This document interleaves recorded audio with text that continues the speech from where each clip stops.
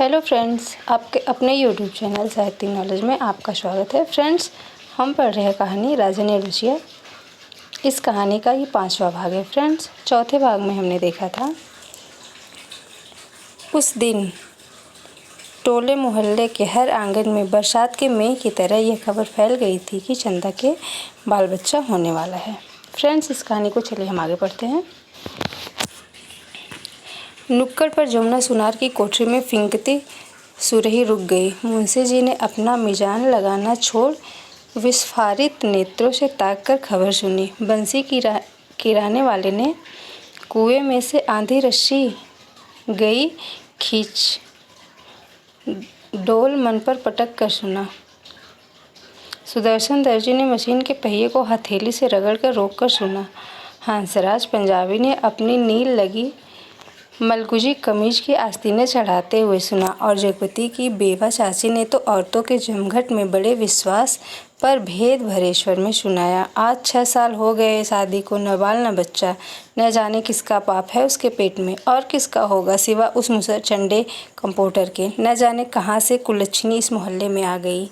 इस गली की तो पुश्तों से ऐसी मर्याद रही है कि गैर मर्द औरत की परछाई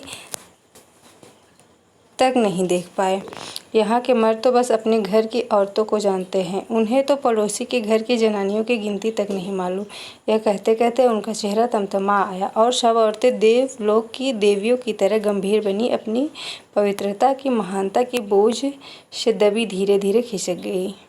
सुबह यह खबर फैलने से पहले जगपति टाल पर चला गया था, पर सुनी उसने भी आज ही थी। दिन भर वह तख्त पर कोने की ओर मुँह किए पड़ा रहा, न ठेके की लकड़ियाँ चिराई, न बिक्री की ओर ध्यान दिया, न दोपहर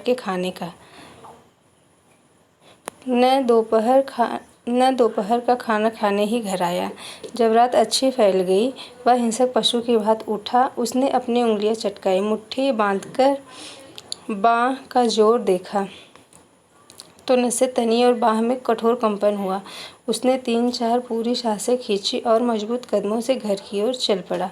मैदान खत्म हुआ, कंकड़ की सड़क आई, सड़क खत्म हुई, गली आई, पर गली के अंधेरे में घुसते वह सहम गया, जैसे किसी ने अदृश्य हाथों से उसे पकड़कर सारा रक्त निचोड़ लिया। उसकी फटी हुई शक्ति की नस पर हिम शीतल होंठ रखकर सारा रस चूस लिया और गली के अंधेरे की हिराकत भरी कालिक और भी भारी हो गई, जिसमें घुसने से उसकी सांस रुक जाएगी, घुट जाएगी। वह पीछे मुड़ा, पर रुक गया। फिर कुछ संयत होकर वह चोरों की तरह निशब्द कदमों की किसी तरह घर की भीतरी देहरी तक पहुंच गया।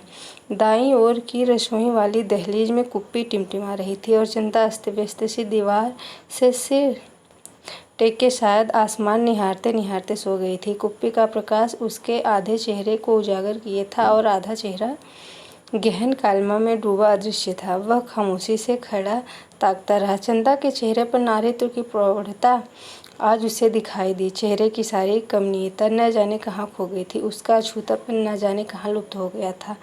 फूला सूखा मुख जैसे टहनी से तोड़े फूल को पानी में डालकर ताज़ा किया गया हो, जिसकी पंखुड़ियों में टूटन की सुरमई रेखाएं पड़ गई हों, पर भीगने से भारीपन आ गया हो। उसके खुले पैर पर उसकी निगाह पड़ी तो सूजा सा लगा, एड़ियाँ भरी सूजी सी और नाखूनों के पास अजब सा सूखापन। जगपति का दिल एक बार महसूस उठा। उसने चाहा कि बढ़कर उसे उठा ले, अपने हाथों से उसका पूरा शरीर छू छू कर सारा कलुष पोंछ दे, उसे अपनी सांसों की अग्नि में तपा कर एक बार फिर पवित्र कर ले और उसकी आंखों की गहराई में झाँक कर कह दे लोग से किस पापवश निर्वासित तुम इधर आ गई चंदा। यह शाप तो अमिट था। तभी चंदा ने हड़बड़ा कर आंखें खोली। जगपति को सामने देख उसे लगा कि वह एकदम नंगी हो गई हो। अतिशय लज्जित हो उसने अपने पैर समेट लिए, घुटनों से धोती नीचे सरकाई और बहुत संयत सी उठकर रसोई के अंधेरे में खो गई। जगपति एकदम हताश हो वहीं कमरे की देहरी पर चौखट से सिर टिका बैठ गया। नज़र कमरे में गई तो लगा कि पराये स्वर यहाँ गूंज रहे हैं, जिसमें चंदा का भी है। एक तरफ घर के हर कोने से अंधेरा सैलाब की तरह बढ़ता रहा था। एक अजीब निशब्दता, असमंजस गति पर पथभ्रष्ट, शक्लें पर आकारहीन। खाना खा लेते। चंदा का स्वर कानों में पड़ा। वह अनजाने में ऐसे उठ बैठा जैसे तैयार बैठा हो। उसकी बात की आज तक उसने अवज्ञा न की थी। खाने तो बैठ गया पर कौर नीचे नहीं सरक रहा था। तभी चंदा बड़े सधे शब्दों में कहा, कल मैं गाँव जाना चाहती हूँ। जैसे वह सूचना से परिचित था। बोला, अच्छा। चंदा बोली, मैंने बहुत पहले घर चिट्ठी डाल दी थी, भैया कल लेने आ रहे हैं। तो ठीक है, जगपति वैसे ही डूबा डूबा बोला। चंदा का आवाज़ टूट गया और वह वहीं घुटनों में मुंह दबाकर कातर सी फपक फपक रो पड़ी। न उठ सकी न हिल सकी। जगपति क्षण भर को विचलित हुआ, पर जैसे जम जाने के लिए उसके होठ फड़के और क्रोध के ज्वालामुखी को जबरन दबाते हुए वह भी फूट पड़ा। यह सब मुझे क्या दिखा रही हो, बेशर्म बेगैरत। उस वक्त नहीं सोचा था जब जब मेरी लाशें तले, तब तब की बात झूठी है। सिसकियों के बीच चंदा का स्वर फूटा, लेकिन जब तुमने मुझे बेच दिया था। एक भरपूर हाथ चंदा की कनपटी पर आ सुलगाता पड़ा और जगपति अपनी हथेली दूसरी से दबाता खाना छोड़ कुर्सी में घुस गया और रात भर कुंडी चढ़ाए उसी कालिख में घुटता रहा। दूसरे दिन चंदा घर छोड़ अपने गांव चली गई। जगपति पूरा दिन रात टाल पर ही काट देता। उसी वीराने में, तालाब के बगल कब्र, बबूल और ताड़ के पड़ोस में। पर मन मुर्दा हो गया था। जबरदस्ती वह अपने को वहीं रोके रहता। उसका दिल होता कहीं निकल जाए, पर ऐसी कमजोरी उसके तन और मन को खोखला कर गई थी कि चाहने पर भी वह जा न पाता। हिकारत भरी नजरें सहता पर वहीं पड़ा रहता। काफ़ी दिनों बाद जब नहीं रहा गया तो एक दिन जगपति घर पर ताला लगा नज़दीक के गांव में लकड़ी कटाने चला गया। उसे लग रहा था कि अब वह पंगु हो गया, बिल्कुल लंगड़ा, एक रेंगता कीड़ा जिसके न आँख है, न कान है, न मन है, न इच्छा। वह बस बाग में पहुंच गया जहां खरीदे पेड़ कटने थे।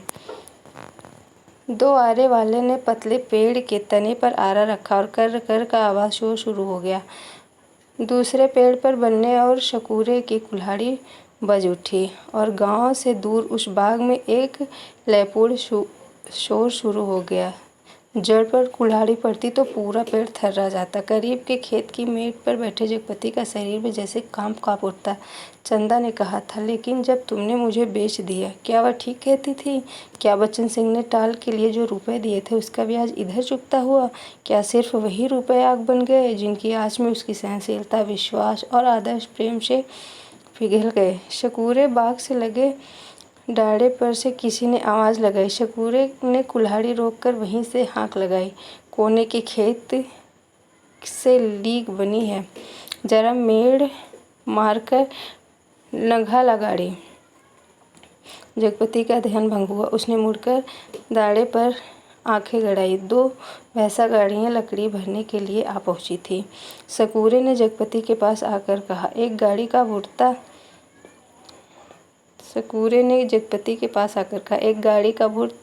हो गया है, बल्कि 1.5 का। अब इस पतरिया पेड़ को न छाट दे। जगपति ने उस पेड़ की ओर देखा जिसे काटने के लिए शकूरे ने इशारा किया था। पेड़ की शाख हरी पत्तियों से भरी थी। वह बोला, अरे यह तो हरा है, अभी इसे छोड़ दो। हरा होने से क्या, उखड़ तो गया है, न फूल का न फल का। अब कौन इसमें फल फुलाएंगे? 4 दिन में पत्ती झुरा जाएगी। शकूरे ने पेड़ की ओर देखते हुए उस्तादी अंदाज से कहा, जैसा ठीक समझो तुम। जगपति ने कहा और उठकर मेड़ पक्के कुएं पर पानी पीने चला गया। दोपहर ढलते गाड़ियां भरकर तैयार हुई और शहर की ओर रवाना हो गई। जगपति को उनके साथ आना पड़ा। गाड़ियां लकड़ी से लदी शहर की ओर चली जा रही थी और जगपति गर्दन झुकाए कच्ची सड़क पर धूल में डूबा भारी कदमों से धीरे धीरे उन्हीं की बजती घंटियों के साथ निर्जीव सा बढ़ता जा रहा था। कई बरस बाद परदेश से बहुत सा धन कमाकर गाड़ी में लादकर अपने देश की ओर लौटे। माँ सुनाया करती थी, राजा की गाड़ी का पहिया महल से कुछ दूर पतेल की झाड़ी में उलझ गया। हर तरह कोशिश की पर पहिया न निकला। तब एक पंडित ने बताया कि संकट के दिन का जन्मा बालक अगर अपने घर की सुपारी लाकर इसमें छुआ दे तो पहिया निकल जाएगा। वही 2 बालक खेल रहे थे। उन्होंने यह सुना तो कूद कर पहुँचे और कहने लगे कि हमारे पैदाइश संकट के दिनों की है, पर सुपारी तब लाएंगे जब तुम आधा धन देने का वादा करोगे। राजा ने बात मान ली। बालक दौड़े दौड़े घर आए, सुपारी लाकर छुआ दी, फिर घर का रास्ता बताते बताते चले। आखिर गाड़ी महल के सामने उन्होंने रोक ली। राजा को बड़ा आश्चर्य हुआ कि हमारे महल में ये 2 बालक कहाँ से आए। भीतर पहुँचे तो रानी खुशी से बेहाल हो गई, पर राजा ने पहले उन बालकों के बारे में पूछा तो रानी ने कहा कि ये 2 बालक उन्हीं के राजकुमार हैं। राजा को विश्वास नहीं हुआ। रानी बहुत दुखी हुई। गाड़ियाँ जब टॉल पर आकर लगी तो जगपति तख्त पर हाथ पैर ढीले करके बैठ गया तो पगडंडी से गुजरते मुंशी जी ने उसके पास आकर बताया, अभी उस दिन वसूली में तुम्हारी ससुराल के नज़दीक एक गांव में जाना हुआ तो पता लगा कि 15-20 दिन हुए चंदा के लड़का हुआ है। और फिर जैसे मोहल्ले में सुनी सुनाई बातों पर पर्दा डालते हुए बोले, भगवान की राज में देर है अंधेर नहीं जगपति भैया। जगपति ने सुना तो पहले उसने गहरी नज़रों से मुंशी जी को ताका, पर वह उनके तीर का निशाना ठीक नहीं खोज पाया, पर सब कुछ सहन करते हुए बोला, देर और अंधेर दोनों है। अंधेर तो सरासर है, तीर्य चरित्र है, सब बड़े बड़े हार गए हैं। कहते कहते मुंशी जी रुक गए, पर कुछ इस तरह जैसे कोई बड़ी भेद भरी बात है जिसे उनकी गोल होती हुई आंखें समझा देंगी। जगपति मुंशी जी की तरफ ताकता रह गया। मिनट भर मनोहर सा मौन छाया रहा। उसे तोड़ते हुए मुंशी जी बड़ी दर्द भरी आवाज़ में बोले, सुन लिया होगा तुमने। क्या कहने को जगपति कह गया, पर उसे लगा कि अभी मुंशी जी उस गांव में फैली बातों को बड़ी ही बेदर्दी से कह डालेंगे। उसने नाहक पूछा। तभी मुंशी जी ने उनकी नाक के पास मुंह ले जाते हुए कहा, चंदा दूसरे के घर बैठ रही है, कोई मधुसूदन है वहीं का, पर बच्चा दीवार बन गया है। चाहते तो वो यही है कि मर जाए तो रास्ता खुले, पर राम जी की मर्जी सुना है, बच्चा रहते भी वह चंदा को बैठाने को तैयार है। जगपति की सांस गले में अटक कर रह गई। बस आंखें मुंशी जी के चेहरे पर पथराई सी जड़ी रही। मुंशी जी बोले, अदालत से बच्चा तुम्हें मिल सकता है, अब काहे का शर्म लिहाज अपना कहकर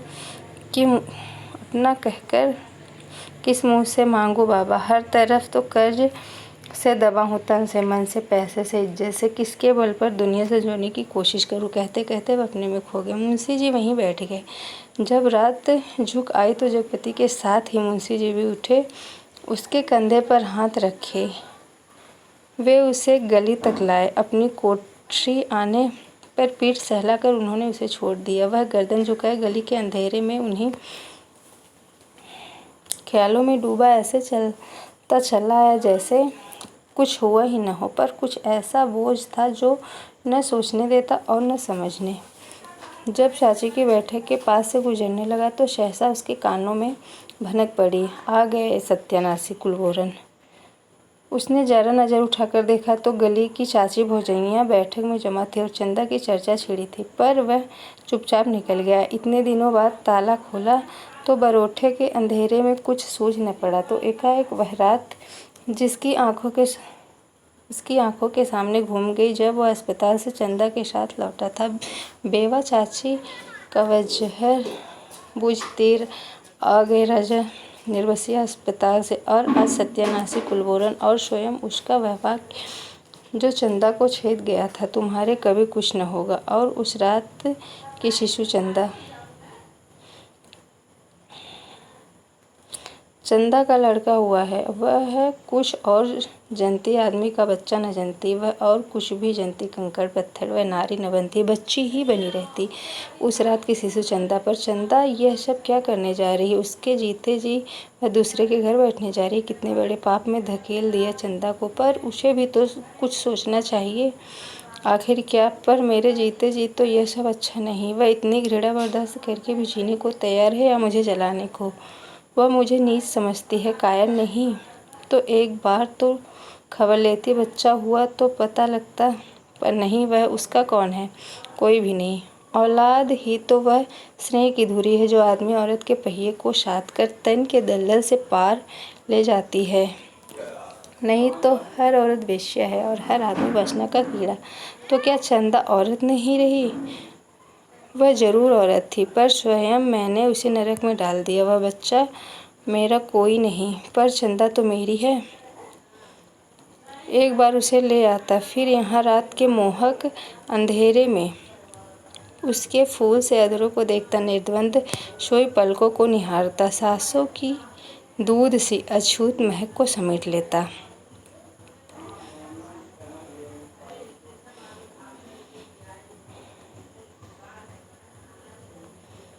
आज का अंधेरा घर में तेल भी नहीं जो दिया जला ले, और फिर किसके लिए जलाए?